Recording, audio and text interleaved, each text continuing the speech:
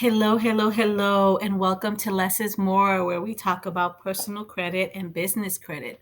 Today, we are going to talk about the 5 things that you should never put on a credit card application. Before we get into it, I want to tell you all thank you for supporting my channel. I truly appreciate it. And if you want to keep supporting me even more, make sure you like, subscribe, and you comment. You can also turn on those notifications so every time I post a video, you are notified that something new is posted on my channel. Again, thank you for watching, and let's get into it. So this video today is going to be about the 5 things that you do not want to put on a credit card application. The first thing is going to be that you do not want to state that you are retired. You don't want to state that you're retired because that to them is considered a huge red flag to an underwriter. They look at it as such that maybe they can make the payment, they're on a fixed income, um, they have limited income, or they look at it as, as a credit risk. Okay. So you definitely don't want to put that you're retired on an application. Number two is you do not want to put down that you are self employed. If you have your own business, what you want to do is you want to go ahead and put down the name of your business as your employment. You could be getting paid or salary under your business, so that is not a problem. So you're not lying. You do have a business. You can use that as your employment. Um, just like you would write down that you work at Target, that you work at Publix, you would definitely put down, Brown's Technology Solutions, or Smith Solutions Technology, whatever the case is. Just make sure you put your business down as your place of employment. Um, the number three thing that you don't want to do is you don't want to go too high or too low on your stated income. Your stated income is exactly that income that you have coming in. It's something that they want to use to see what your debt to income ratio is going to be. You don't want to put that as too low, something as $25,000, because once they start asking you about your rent and then they start asking you about your car payment, you really don't have that much disposable income left, and your debt to income ratio is pretty high. So you want to make sure that you have all income that comes into your household, your income, your spouse's income. If you have a second job, if you're receiving alimony, if you're receiving child support, if you receive military retirement, pension, VA, disability, make sure that you have all those streams of income considered as your stated income. Um, like I said, you don't want to go too high, because if you put down that you make, a million to, $500,000 a year, they're going to look at like, well, if you make that much money, why are you asking for, this credit card application, or why do you need this?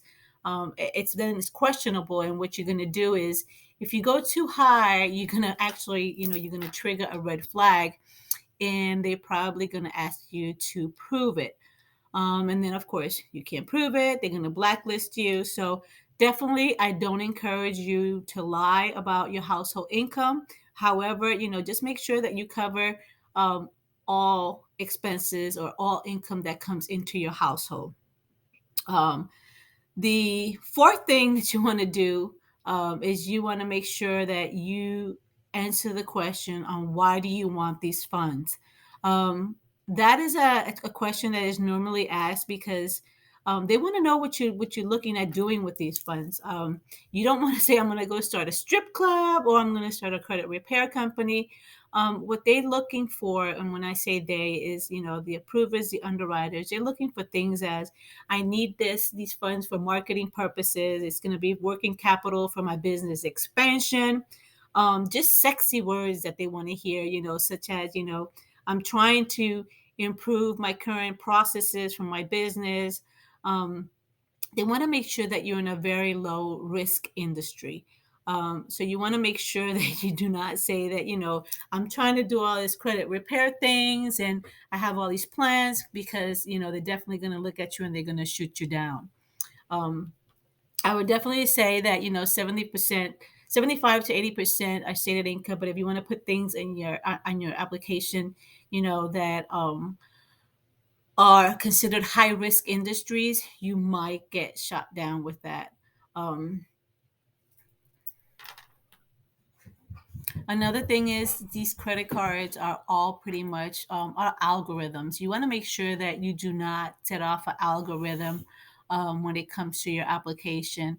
Um, for instance, let's say your TransUnion, your Equifax, and your Experian may have your name spelled, Joe Schmo, and then and your other one it says Joe H Schmo, or the other one is Joe L Schmo. All these different things, meaning that you have discrepancies on these bureaus, so you want to make sure that they all line up and they exactly um, the same, because if not, it's gonna go ahead and trigger a manual review. And lastly, the fifth thing is that you want to make sure that your secondary bureaus, your LexisNexis, your straight Sage Streams, make sure that all of those across the board are the same and is always matching. If you're not, getting automatic approvals because these things are not matching and the algorithms are picking it up, and actually it's called AI. Can't think of exactly what AI is right now, but it's an algorithm automation. And if what happens is, if they're looking at it, it's going to have to go to underwriting because it's not passing.